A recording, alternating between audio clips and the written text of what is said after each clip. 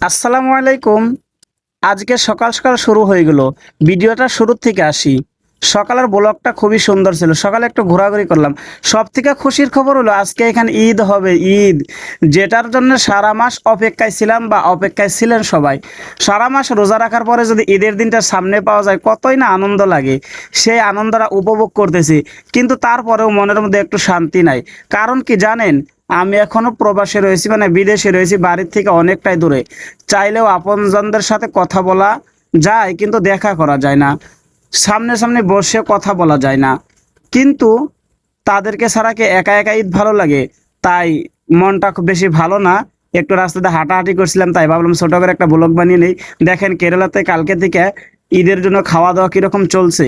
মানুষ যে যেরকম পারছে কিনতেছে, নিতেছে, কোনো বস্তুর অভাব নাই। সবারই ঈদটা যাতে শান্তিময় হয়ে যাক। দেখেন এখানে পরোটা শুরু হয়ে গেছে। যদি আপনারা পরোটা খেতে পছন্দ করেন তাহলে অবশ্যই কমেন্টে জানাবেন। আর আমার ব্লগগুলো যদি ভালো লাগে সত্যি বলবেন ব্লগগুলো কীরকম হয়ে